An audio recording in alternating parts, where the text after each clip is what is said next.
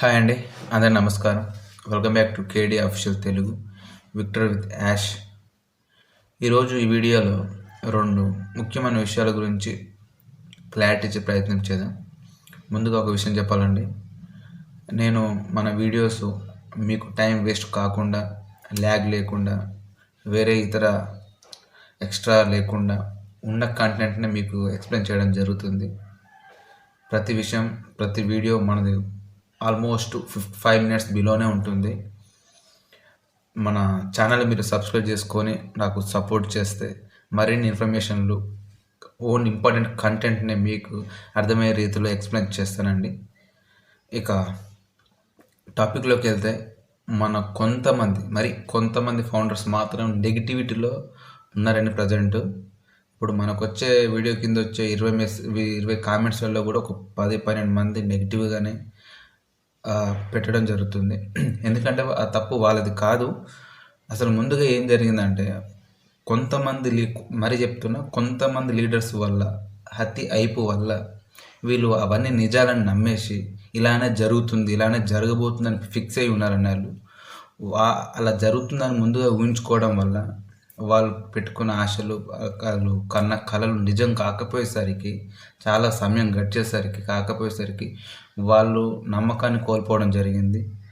ఇది ఎప్పటికి ఇలానే కొనసాగుతుంది, ఇక మనకు డబ్బులు రావు, మనకి ఏం రావు, ఇక ఇదే మాయమాటలు చెప్పి ఇట్లనే బుడ్డి కల్పిస్తారని చెప్పి చాలా నెగిటివ్లోకి కొంతమంది మాత్రం వెళ్ళడం జరిగింది. ఎందుకంటే వాళ్ళ తప్పు ఏమాత్రం లేదు. ఎందుకంటే కొంతమంది లీడర్స్, నేను కూడా ఉన్నా, మీ మైండ్లు పేలిపోతాయి, మీ అకౌంట్లో నిండిపోతాయి, ఆర్థిక సునామీ రాబోతుంది, మీరు తట్టుకోలేరు, లక్షలు కోట్లు ఆ పైసలు ఏం చేసుకోవాలి మీకు అర్థం కాదు, ఇలా చెప్పిన మాటలు నేను కూడా గ్రూప్లలో, నేను కూడా వీడియోస్లలో విన్నా. అట్లా అతి మోటివేషన్ వల్ల మన ఫౌండర్స్ చాలామంది అది నిజాలని నమ్మేసి ఇప్పుడు రాకపోయేసరికి చాలా డీలపడడం జరిగింది, నమ్మకాన్ని కోల్పోవడం జరిగింది.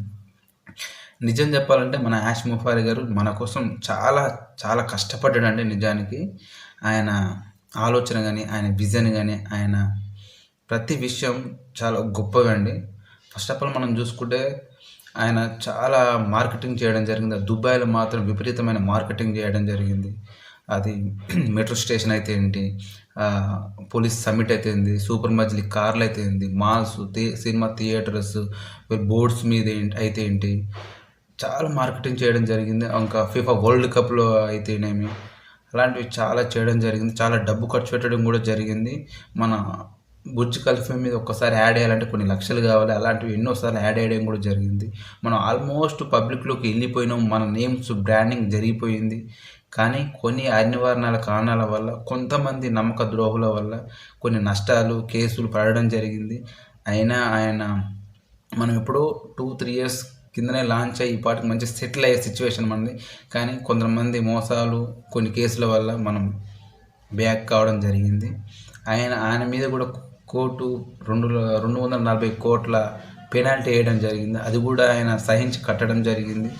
240 కోట్లు అంటే మన మిడిల్ క్లాస్ జీవితాంతం కూడా మనం దరిదాపులో కూడా వెళ్ళలేమండి.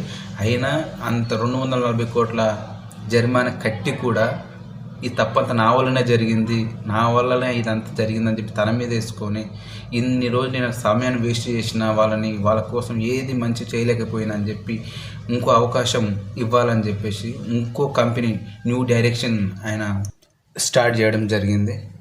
పోయినసారి అయిన పొరపాట్లు ఈసారి ఎలాంటి పరిస్థితుల్లో మనకు మిస్టేక్లు జరగకూడదని చెప్పి చాలా జాగ్రత్తగా మనం బయటికి చెప్పకూడదని చెప్పేసి, ఎవరికి ఒక చిన్న ఇన్ఫర్మేషన్ ఇవ్వకూడదని చెప్పేసి ఆయన చాలాసార్లు, మన ఆనపాస్తులు ఉన్నప్పుడు చాలాసార్లు ప్రతి విషయం బయటికి చెప్పేది. రేపు ఫ్యూచర్ ఇది రాకపోతుంది, ఇది చేయబోతున్నాం, మనకి ఇది వస్తుంది, ఇలా ఉండబోతుంది చెప్పడం వల్ల కాంపిటేటెడ్ కూడా మనకు ఛాన్స్ ఇచ్చినట్టు అయింది. మన ప్రతి విషయం చెప్పడం వల్ల మనకే నష్టం జరగడం జరిగింది. ఈసారి అలా కాదు, నేను ప్రతి విషయం చేసిన తర్వాతనే మాట్లాడాలి, చేసిన తర్వాతనే మనం చెప్పడమైనా సరే స్టార్ట్ చేయాలని చెప్పేసి మనకే కానీ ఎవరికి చెప్పడం లేదు. అందుకే ఏ విషయమైనా ఆయన ఏది ఎక్స్ప్లెయిన్ చేయడం లేదు. ఈసారి సక్సీడ్ అనేది ఖచ్చితంగా ప్రతి ఒక్క ఫౌండర్ సక్సెస్ కావాలనేది ఆయన గోలు. ఖచ్చితంగా మనం సక్సెస్ అవుతాం. 100కి 100% మనం సక్సెస్ అవుతాం. నా పర్సనల్ ఒపీనియన్ ఏంటంటే, నేను ఈసారి యాష్ సార్ని చాలా ప్రగాఢంగా నమ్ముతున్నా. ఇది నా పర్సనల్ విషయం అండి. నిజంగా అండి, మన కేజీఎఫ్లో ఒక సినిమా డైలాగ్ ఉందండి, గాయపడ్డ సింహం నుంచి వచ్చే శ్వాస గర్జన కన్నా భయంకరంగా ఉంటుందండి. మనం ఆన్‌పాస్‌లో కొన్ని ఎదురైన ఇబ్బందులు, మనం ఎప్పుడో సక్సెస్ కావాల్సిన సిచ్యువేషను, అలాంటిది మనం వెనకపడిపోయి మన వెహికల్‌ని పక్కకు పెట్టాల్సి వచ్చిందండి. ఇప్పుడు కొత్త వెహికల్ ఎట్టి పరిస్థితుల్లో ఆగే ప్రసక్తి లేదు. మన హైవే ఎక్కినామంటే 100, 200 స్పీడ్ పోవడం తప్ప ఆగేదైతే లేదు. కాబట్టి ఈసారి సక్సెస్ అనేది అనివార్యము. మీరు ఎలాంటి ఇబ్బంది పడాల్సిన అవసరం లేదు. ఎలాంటి నెగటివిటీకి మీరు మీరు దారి తీయాల్సిన అవసరం లేదు. సరే, మనం ఎవరిని నమ్మాలి? ప్రజెంట్ ఉన్న సిచ్యువేషన్ కానీ ఎప్పుడైనా సరే ఎవరిని నమ్మాలి? మనం ఎవరిని నమ్మాల్సిన అవసరం లేదండి. ఏ లీడర్‌ని నమ్మాల్సిన అవసరం లేదు. ఏ అప్లైనర్‌ని నమ్మాల్సిన అవసరం లేదు. ఏ ఎల్సీ మెంబర్స్ నమ్మాల్సిన అవసరం లేదు. మన యాష్ ముఫార్ గారు ఒక్కరినే నమ్మాలి. ప్రతి విషయం ఆయనకు మాత్రమే తెలుసు. న్యూ డైరెక్షన్ విజన్ అనేది ఎవరికి క్లియర్‌గా తెలియదు. ఆయన చెప్పడం లేదు కూడా. ఆయన చెప్పింది, ఆయన చూపెట్టేది మనం చూడాలి. ఆయన చెప్పిందే చేయాలి. మన సక్సెస్ మాత్రం 100% అనివార్యము. ఈ విషయంలో సందేహం ఎట్టి పరిస్థితుల్లో ఎవరికి ఉండాల్సిన అవసరం లేదు. ఎందుకంటే మనల్ని మోసం చేయాలనుకుంటే మొదటిసారి మోసం చేయొచ్చు. కంపెనీ కేసులు పడ్డప్పుడు కూడా క్లోజ్ చేసి వెళ్ళిపోవచ్చు. కాకుండా మనకేదో చేయాలి, ఈ మన ఫౌండర్స్‌కి ఏదో చేయాలి, మన ఈ గ్లోబ్‌కి ఏదో చేయాలనే ఉద్దేశంతో ఆయన సెకండ్ డైరెక్షన్ స్టార్ట్ చేయడం జరిగింది. ఈసారి ఖచ్చితంగా మనం సక్సెస్ అవుతున్నాం. దయచేసి ఎవరిని నమ్మకండి. యాష్ ముఫార్ గారిని తప్పించి ఇంకెవ్వరిని నమ్మకండి. ఎవరి మీద నమ్మకం ఉంచకండి.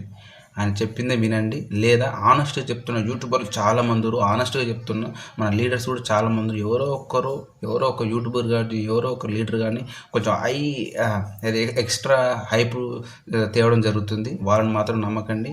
1కి 2 సార్లు మీకు నిజాలు ఉన్న వాస్తవాలు తెలుసుకున్న తర్వాతనే మీరు నమ్మండి. గతంలో జరిగిపోయింది. ఈ న్యూ డైరెక్షన్ అనేది చాలా స్ట్రాంగ్ ఉండబోతుంది. మనం మంచి ఒక సాలిడ్ యూజర్లను తెచ్చుకున్నాం అనుకో, 10 మెంబర్స్ తెచ్చుకున్న చాలండి, మనం సక్సీడ్ అయినట్టే. దయచేసి ఎవరిని నమ్మకండి. కేవలం యాష్ ముఫార్ గారిని నమ్మండి. నేను చెప్పింది మీకు అర్థమైంది అనుకుంటున్నా. అర్థమైతే థ్యాంక్ యూ సో మచ్ అండి.